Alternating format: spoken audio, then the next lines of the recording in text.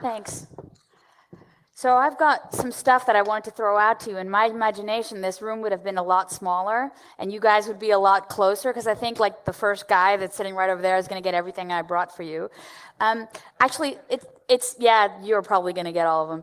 But I didn't just bring you like little silly hats. Actually, what I brought you is this magazine that we just put out this week from KPN. It's the European Cybersecurity Perspectives Report, which we publish it from KPN CERT. And it's just fun, but the fun part about it is there are stickers. And like every quality magazine, it has a centerfold, all right? Guy in hoodie, but still, you get the idea. You can also download it online and stuff. It's just something we do for fun every year. But if you want some stickers and the centerfold, I'll be throwing out the hats. It's your proof of purchase for the other stuff, but you've got to complete questions. So, you know, the reason that you're here listening to me talk about quantum and quantum mechanics and post-quantum computing and cryptography is because actually of my obligation. Our mission at KPN is to protect customers. And it's to keep KPN reliable, secure, safe, trusted for customers, partners, and society, because we're the incumbent operator. We're part of the national digital critical infrastructure of the Netherlands. And one of the things you got to ask yourself is, how long do you want your communications, your data, your bank account records, any biometric data, those, you know, dating pictures and the early days of dating of you naked in a hot tub somewhere that you've submitted, encrypted, of course. How long do you want those to stay secret? Give me a number. How long do you want your naked dick pics to stay secret? No, dude, let's be open. We're among friends. Give me a number. 1 day? Seriously? Dude, okay, that's the guy to party with tonight. All right, how long would you like your secrets to be secret? Infinite? I like her. But, you know, do you drink? Okay, no, I'm just kidding. So, but you get the idea. So we have a relatively like different set of tolerances for our data. But I think in general, when we're not joking about stuff like this, we actually do have a low tolerance for very specific types of data for us to become public domain. And I think what I want to talk to you about here is I want us to understand those considerations, to understand what the problem is, and then to understand what it is that we're going to do about them. You know, like, let's take a look at how we're actually going to address it, and then we can figure out a game plan going forward. So let's talk about what the threat is. Who works for an intel agency? Go ahead. Anybody? No? All right. Well, the clue is that intel agencies for a very long time pretty much have complete information awareness. They know everything there is to know about us. They can build a digital life dossier about us pretty much at any time. They know what we say, they know where we are, they know who we hang out with, they've got everything. And even though in the early 90s, and this is an age test, how many people remember the original crypto wars? There's not that many old people here. Okay. All right. But the idea was we actually won the original crypto wars. And that was when, for those of you that don't know, it became illegal to give good crypto outside of national borders. And if you wanted to give good crypto outside of national borders, you had to apply for an export license for that good crypto. It was one of the reasons that Phil Zimmerman, like, you know, suffered from the NSA, basically, because when he tried to distribute PGP, he got in lots of trouble because he didn't have one of those export licenses. So what we also see is that, except, you know, for a couple of really funny videos about dick pics, we're not massively enraged about the fact that the government has this ability. How many of you are outraged that they have this complete surveillance power? But, you know, not everybody's hand is going up. And that's the problem. We're not all outraged, and that's why we have a renewal of these crypto wars. What we saw with Snowden is that he didn't just tell us about the magnitude of the problem, but he also made it very specific. There were two specific sets of documents that he had put out. One of them is called Penetrating Hard Targets, where he talked specifically about, you know, how they were going after things that were protected through strong encryption and actually targeting traffic that was protected like that. And the other one was called Owning the Net, which actually talked about, you know, other ways to get to quantum in a different way. And they were talking about, developing a small-scale quantum machine using the black budget of the NSA, where they don't have to disclose all of their methods and tactics. And, I'd never thought I'd say this ever, like really ever, but do you guys know who this guy is now? Who's that? I miss him. Don't you miss James Comey? James Comey was fighting for backdoors on encryption. And I never thought I would have to miss James Comey. But I do miss James Comey because, he wasn't unique in this area of wanting backdoors. What actually it started with, the original Crypto Wars guy was a guy named Louis Freeh. He liked himself, and he wrote a book called Bringing Down the Mafia, Investigating Bill Clinton. This is about the blue dress with the stain on it.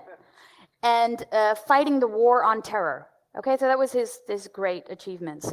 And what I think we need to realize is that this is not dead, even though Freeh lost his original battle, except with Bill Clinton. Even though he lost that one, Comey was actually, really trying very hard, and he was saying this is really part of our rights as law enforcement in order to be able to do this. So the whole iPhone debacle, if you guys remember, the San Bernardino case and everything, and what they finally did with Cellbrite. Okay, I don't need to tell you that story. I see a lot of nods. But Theresa May in the UK and also in France are still wanting these encryption backdoors. We still need to be worried about the sanctity of our current cryptography. Yeah? Because the idea is that this complete universal surveillance has only one problem, the going dark problem. It's those small areas where the eye of Sauron cannot penetrate because there is that good viable crypto without any backdoors being used. Yeah? The other clue is there's a little bit of weird, fuzzy, narcissistic thinking around this. They think if we have this stuff, if we build these back doors, front doors, side doors, whatever, they want to have a split key management, which means that you would have a different key for different judicial entities, but think about how worse could be. For commonly used products that have crypto built in, you would have to have different keys based on geography. Think about what I'm saying. So to get to commonly used products, you would have a build where you would have a split key for China, with all of its necessary repercussions, and you'd have a split key for the US, and you'd have it different based on geography. And of course, the government is the person to trust when you require flawless technical execution and perfect process management. We all know that the government excels in those things, right? So this is a real issue that it requires a lot of magical thinking, because it means that they believe that they can actually guarantee the sanctity of a system that's supposed to be so strong that the only person who has this golden key is themselves, and that no one else could possibly ever break into it. So it's flawed by its very origin. So now you got to get to, all right, so what does quantum have to do with this? Well, let's go back a little bit. When we talk about classical physics, we're talking about, stuff before 1900. The guy who sat underneath the tree and had that apple fall on his head. Classical physics, right? We're talking about things that we kind of understand because we talk about stuff that we can observe in the macroscopic world. It's big, we get it. It's very deterministic. I do this thing, and then this thing happens. It's really intuitive. We really kind of say, oh, I get that somehow. It all makes sense. When it comes to quantum physics, though, and quantum mechanics, it's after 1900. It pretty much, when you talk to physicists, it began after the 1920 Solvay Convention, where Albert Einstein hung out with Bohr, and they both got into really big fights and discussions about is it or isn't it really there, and does God play dice or not? Is this possibility for something to be so probabilistic that you can't actually predict the outcome, but only the probability of a potential outcome happening? The biggest thing with quantum is that there's a very strong central role of the observer, and it's actually not very intuitive. So you're watching something happen, but you can't actually figure it out. And it all happens on such a small scale that to observe these reactions, you not only need an electron microscope, you need to cool things down to a couple of degrees below Kelvin in order to actually see the interactions happening and taking place. So what are the properties when we talk about a quantum computer? Well, a regular computer, we all know what a regular computer is. It's got a 0 and a 1. It's binary. We all understand that, right? But a quantum computer, and this already blows my mind, it can be a 0 and a 1 at the same time. So think about this. In the place yeah, where you would have only one spot to occupy, a 0 or a 1, you now have the potential of having both. When you have something called entanglement, which is you take one qubit, which is a 0 or a 1, and you entangle it with another qubit that is a 0 or a 1, you now have, in the same spot where you would have a 0 or a 1, a 0 and a 1, a 0 and a 1, and a 0 and a 1.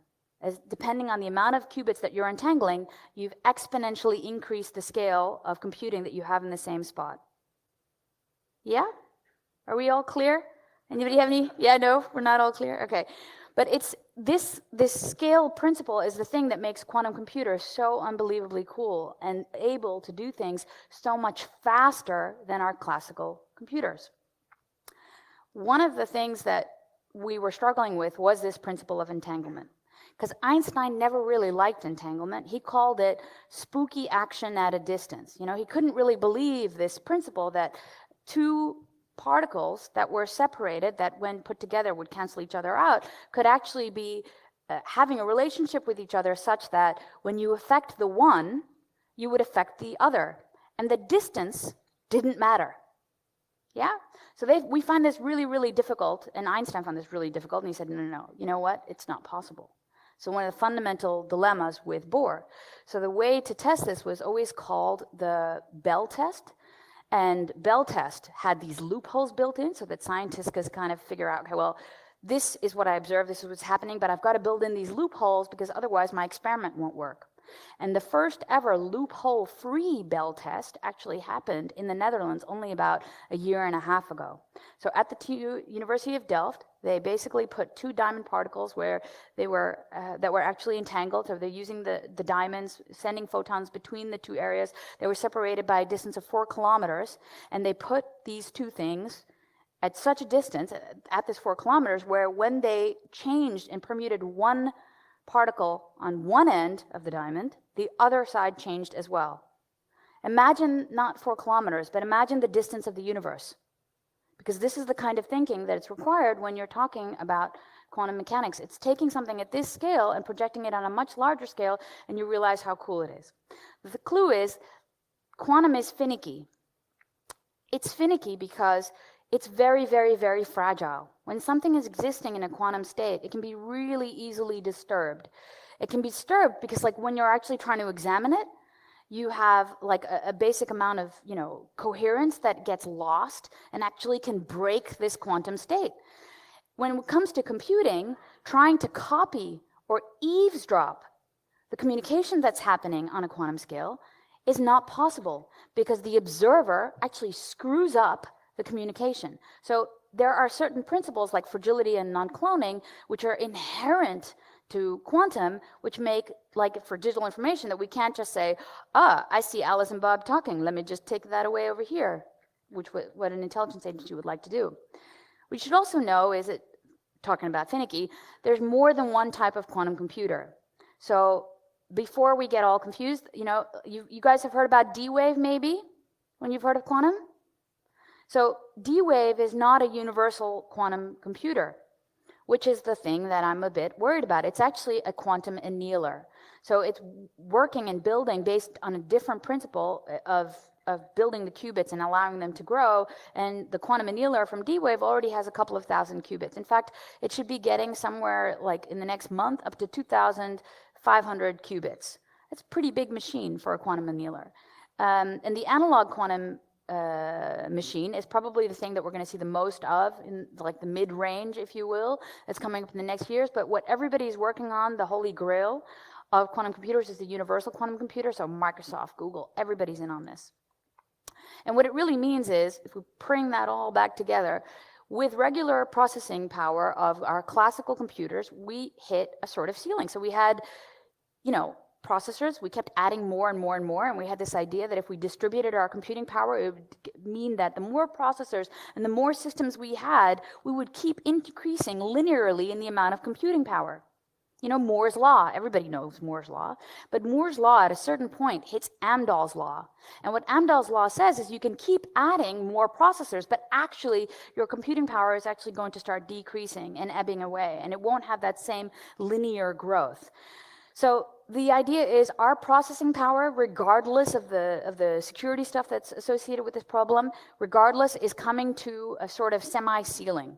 We need to do something else in order to process the types of data that we would need to do in order to like look at proteinoids and their function, or to simulate scientific experiments. We need something else. We actually really need the quantum computer. The quantum computer, though, is such a holy grail for scientists for so long that we already have algorithms that would work on a quantum computer that were designed for it before it was ever built and available. The first algorithm, which has a huge repercussion for our industry, is Shor's algorithm. And what Shor's algorithm allows us to do is integer factorization. Now we're going to get to the hats. Okay, who can tell me what 9 times 8 is? Come on, guys. Seriously. Dudes. There's an engineer here somewhere, right? All right. Oh, throw it to the guy behind you. Thank you. 9 times 8. You're on. 72. I just want to make sure he really knew it. All right. Now tell me the factors of 72. Tell me all the numbers you have that can add up to, that can multiply out to 72. Dude, you got a hat. All right, who can tell me all the factors of 72? All right, the guy all the way in the back, who's I'm not going to get to, but we're going to pass it on to him. Like, oh, sorry, no one was harmed in the throwing of the hat. Guy in the back, all the way in the row. Yeah, you have time now, but you see my point. You see my point, right? It's easier to multiply 2 numbers to get to 72 than to figure out what all the factors were of 72, right? This is called a one-way function in mathematics. This is the basis of where we do cryptography. Actually, cryptography, when we do it as a community, is based on 2 hard math problems. The first is integer factorization, to figure out what all the factors are of 72. The other problem is the discrete logarithm problem. So if we take a number and we put it to a particular exponent, then we have a result, right? We know what those things are. So if I say, 4 to the power of 3, it's, okay. Who said that? You did. Here you go. So you guys all get a book. That's the whole point of the hat. It's like I can throw them, and throwing books, I might really take out an eye. So the clue is very good. So the idea is that if we can do that, but now if I give you that same number, and I expect you to come back to the exponent that was used, it's a little harder. So our cryptography results in using those 2 hard math problems, putting them in an algorithm, adding a couple of salts and doing a couple of iterations, and there we go. That's our basis for our modern asymmetric cryptography. That's public key. So we've got 2 algorithms to do things on a quantum computer. One of them is integer factorization, so we can actually do that really, really quickly. Yeah, so now we base our current crypto on, you can still do some of this stuff with a classical computer or classical computing platforms. However, it'll take the lifetime of the universe to do it. That's what we base our current crypto on now. With a quantum computer, it'll take a couple of seconds because we'll use Shor's algorithm to do the integer factorization, and then we'll use Grover's to go through the database and start ratcheting and searching, to optimize search through the database. Yeah, it's just going to stuff values until it gets the right value to get to your clean ciphertext. Okay, so there's a lot of other cool stuff that you can do with a quantum computer, so I'm not urging to throw the baby out with the bathwater to say this is going to break our crypto, but it should be clear that everybody is trying to build a quantum computer and figure out new ways to use it in order to both defeat and supplement our security issues. What you should know is that, when I say globally, we talk about D-Wave, but Google actually has 2 machines. They have the D-Wave machine, and they're building their own trapped ion machine to have a quantum computer. You also have universities and academic institutions that are working on 16-qubit systems in Europe and 20-qubit systems like in California. And we have IBM, which has released the first ever public cloud platform where you can all get an account now on IBM's quantum computer. It's available. Just know that all the IPR belongs to IBM. If you're cool with that, then you can go ahead and play. So we're not there yet. You know, we're not there yet. We're not there yet in terms of having a quantum computer. We're not there yet in terms of breaking the algorithms that we currently have. You should just note that it will be a lot easier. It'll be done in seconds, in minutes, rather than in eons. And what we should be doing about it is a 3-step plan. How many of you have seen the NSA Suite B advice on quantum computing? Okay, that's one guy. Homework, 2 guys. Okay, so do me a favor, just Google NSA Suite B and look at the advice that they have for their own community of people who are supplying things to them for how to transition to post-quantum algorithms. Yeah, and what they want to do with their current existing set of algorithms, because we can all do this. What they're advising us to do is say every single algorithm you already use now, your current public key crypto. So if you use AES, for example, use 256-bit AES. So everything you have, just increase your key length. That's a good starting point for what we have now. Because before you have a quantum computer with enough qubits for it to launch a viable attack, it's going to take a little while. You're just buying time by doing the first measure. After you do that, there are, in certain places, applicability to use quantum key distribution. And then the third thing that I want to ask you to do is look at post-quantum cryptographic algorithms. Let's talk about that for a minute. So here's the NSA advice, because as you know, NSA has 2 big parts, right? You have the SIGINT part, which is doing a large-scale data collections and signals intelligence, but you also have the Information Assurance Directive, which is there to protect national secrets and critical infrastructure. And it's the NSA advice to say, look, we're going to transition. We want all of you to transition, so let's get started. And they're only looking at their own community, but this should be wider scale. What you should also know is that everybody is looking at this advice and following it also from the intelligence agencies across the world. How does quantum key distribution work? The clue is that, you know, like the first one, these algorithms that we currently have are internet scale. We have them everywhere. We've deployed them universally. They're highly fault tolerant. They're very stable. They're very diverse. We can use that. The problem with QKD is it's not that diverse yet. You can't use it under all these hostile conditions. It's much more temperamental and finicky, but it's still an option between very specific places in your network. So let's talk about how it works. If Alice wants to talk to Bob, and they're using a quantum channel, which is basically a single bit of fiber with a single photon emitter between those 2 points, transmitting a set of information which will be like assessing the validity of the link, as well as like the cleanliness in order to actually transmit keys. If Eve is on that link, what should happen? Because of fragility and no cloning. Do I have a hat left? No, I don't have a hat left. It gets disturbed. All right. So yeah, you guys can share the hat. I don't know how you're going to do that. Yeah, okay, there you go. So here's like how it really works. So you've got Alice talking to Bob, and what Alice has is a set of polarizers. It's just, you know, think about polarized lenses. But she has a set of polarizers in which the photon source is going to go through. So the photon source, which is like pointing in every which direction, is actually going to be push through the polarizers and then come out the other way with a particular orientation. Depending on how she set this up, Bob will need to set up his polarizers the same way in order to receive the photons from Alice. If Eve is hanging out between Alice and Bob, she's going to change the information, and it's not going to be the same thing that Alice has sent that Bob receives. It's going to be gibberish. It's pretty funky, no? So it's a very simple idea, but it's using this principle that just by observing it, you're disrupting the communications, and then you know at least when you have a clean link. But think about the constraints here. You need the single photon emitter.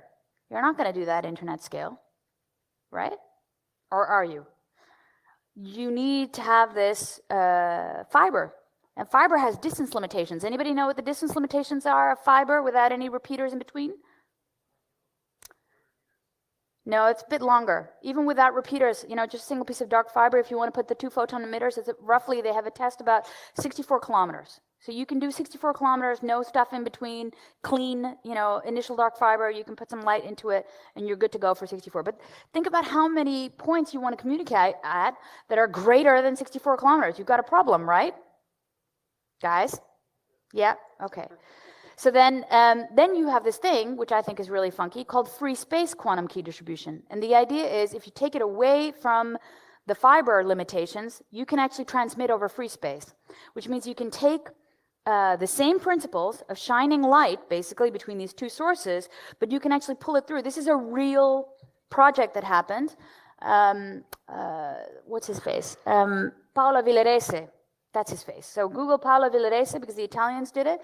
They basically hung out in the Canary Islands between Las Palmas and Tenerife, distance of 144 kilometers. They had an observer, and then they had a separate classical internet connection between the two. And they basically did the same exact thing that we just looked at on the previous slide, but then over free space. So now I want to talk to you about what the Chinese are doing.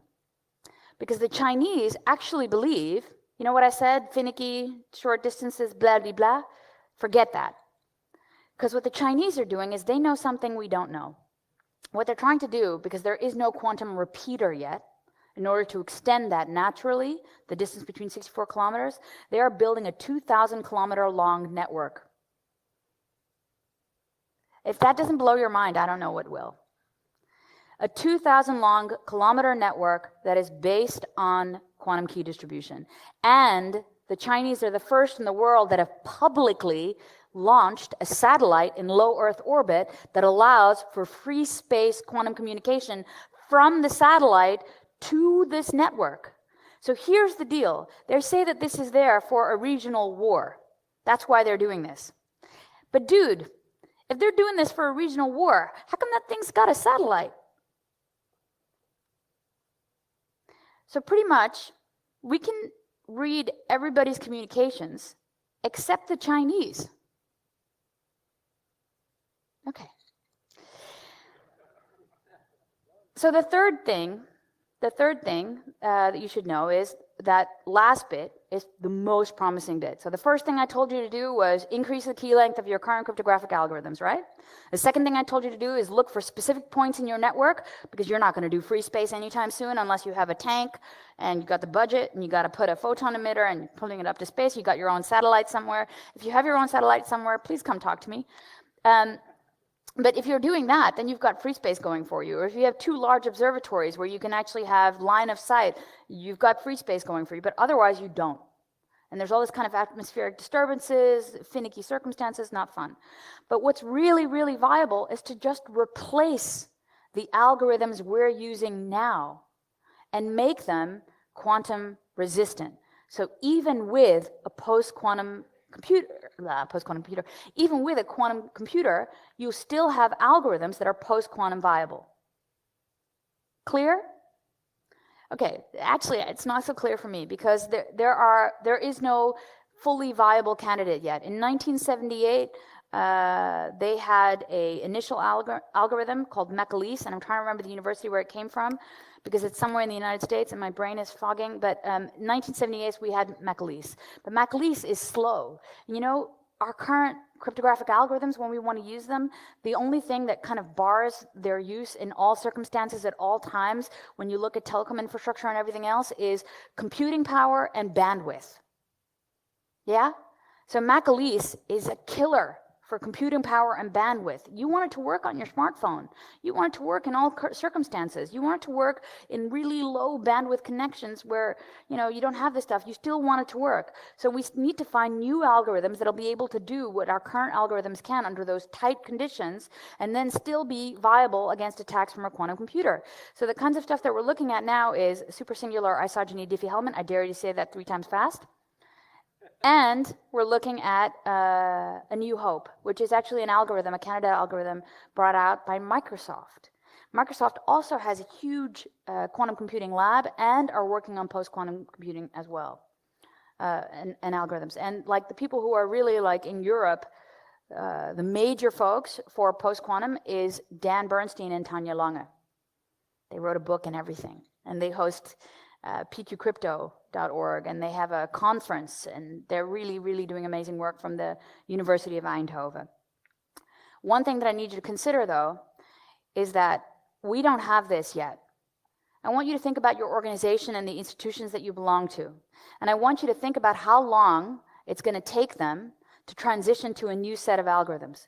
Because right now, we're still communicating with them. And the NSA still has that Utah data center collecting everything we communicate. And my theory is that it's capture now and decrypt later.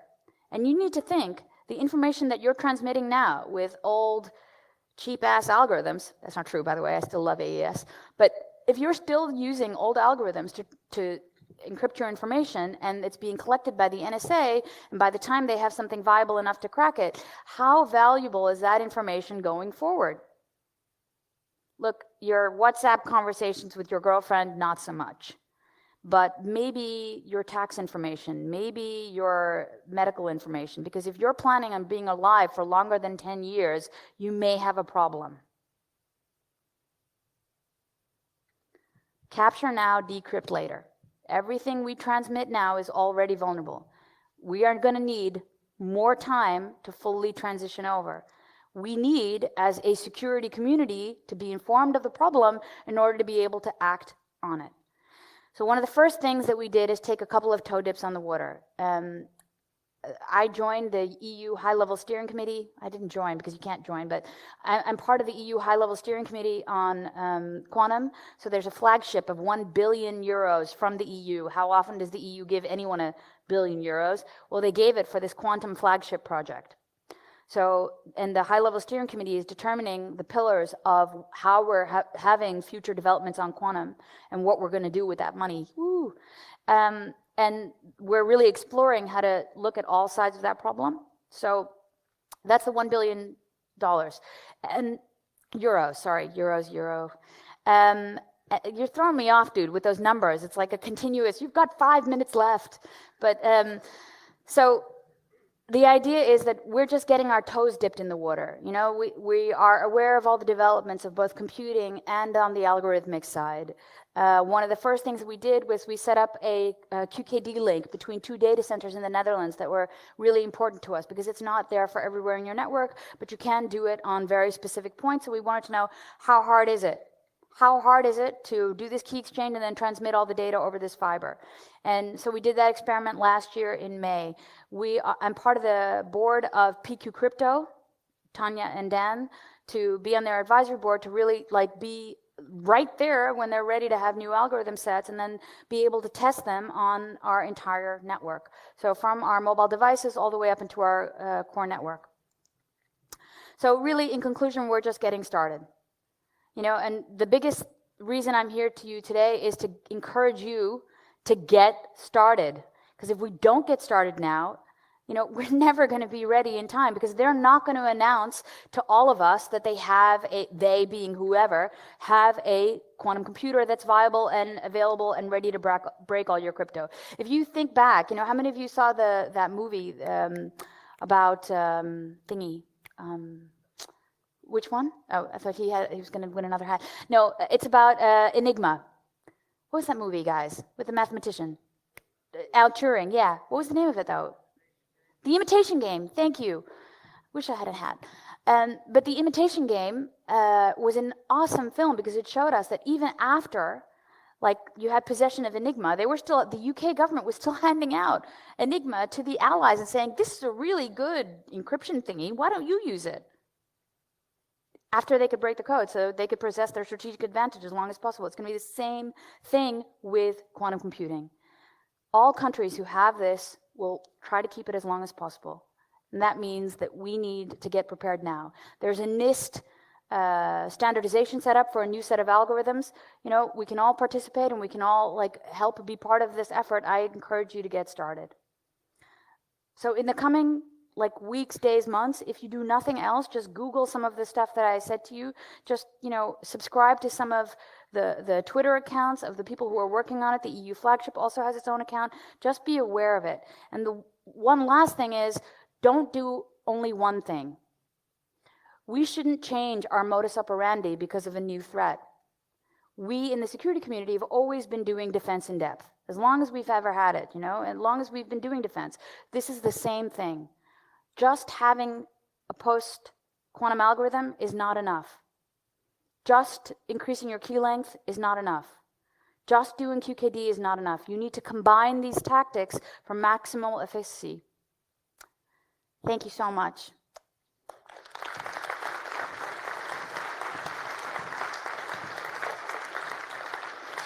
Do you have any questions? Yeah. If anybody...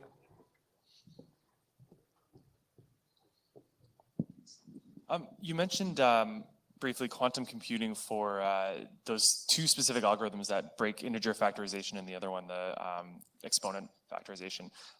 Why is quantum computing so much faster? Like what about quantum computing itself makes it faster? Well, it's actually, more efficient? So it's what we talked about. So the idea is that the two things that are really making it faster is the presence of the qubits and the way that the information is going to be stored and processed. You know, to be fair, like this is what we think is going to happen when you have this amount of qubits. It's a projection based on what we think is going to be the inherent additional computing capability with a quantum computer. But the clue is, right now, remember the finicky stuff that I told you about? The problem with coherence means that if we have like 10 qubits, we need to have almost a supercomputer next to it, error correcting all the faults. So the fault tolerant, error-free qubit thing is a little bit of a holy grail.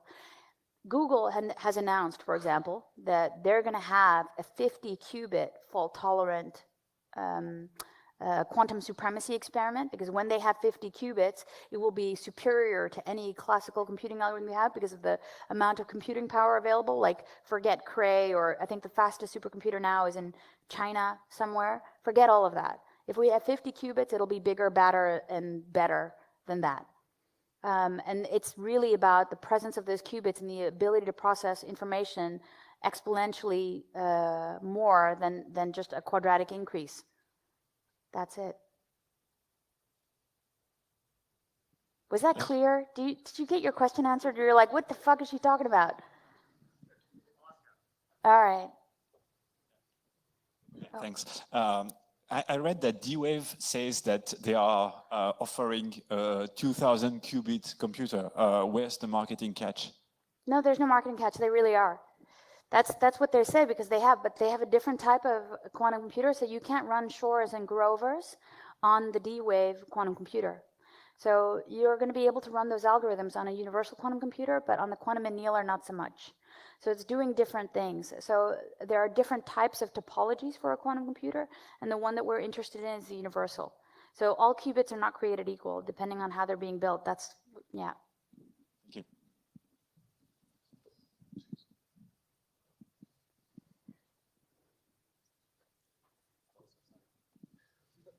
How much does one qubit take in terms of size? Ah, you mean like actual data space? Actual data size? I don't know. Because if it can occupy both, you can imagine. Well, I actually haven't considered it, because it's a subatomic particle. I haven't considered its data size yet. Or, yeah. Okay. Oh. How much does one qubit take up in space? Yeah, I actually, guys, I don't know how much one qubit takes up in space. I don't know. It's a good Just Google making me question. walk loads. Yeah. Okay. Outside of the realm of crypto and information security, what sort of impact do you see this technology having in the world? Really good things. So, for example, look, really good things. So I don't want us to throw the baby out with the bathwater. So I do this thing. Have you guys ever heard of Singularity University?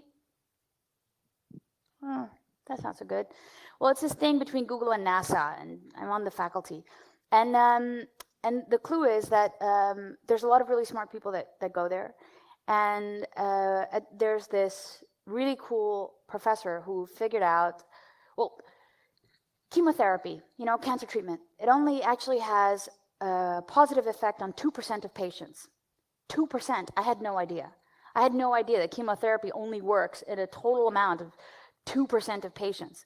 And the reason that it only works is because we actually don't know how to prescribe the right drugs for the right tumors, because we don't know how the organism as a total is going to work. So what he figured out was, okay, so what if I could take some stem cells, sequence the DNA of the tumor, and of the patient, obviously, the tumor on the patient, and then figure out how to grow an organ on a chip.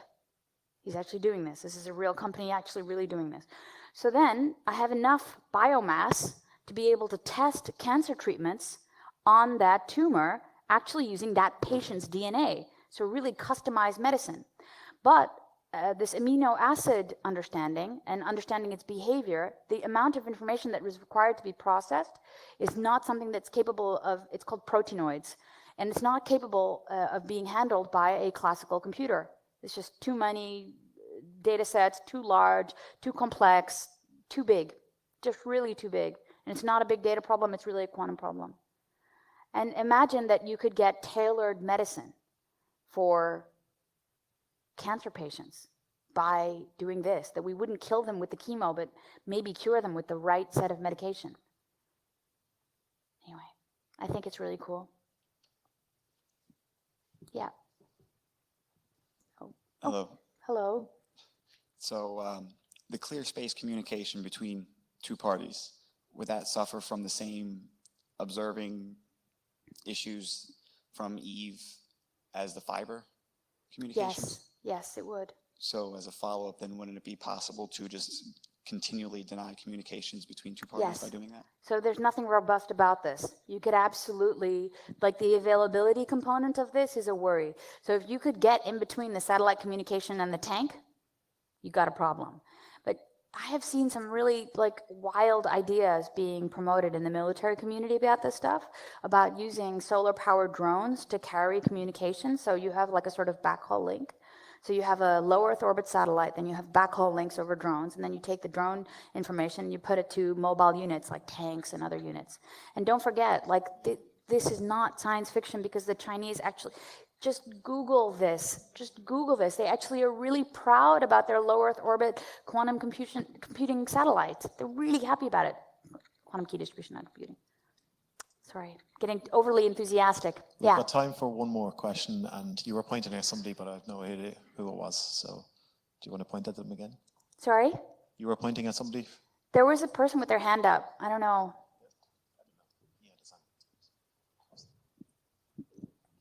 You mentioned that the quantum computing will have a huge impact on public key cryptography. Well, what kind of impact will it have on symmetric cryptography?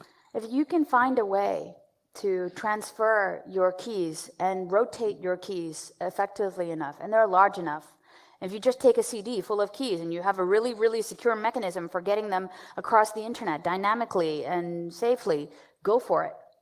But usually now, when we have our symmetric key, the way that we get them across, we're still using, you'd have to have a very strong, robust transfer mechanism.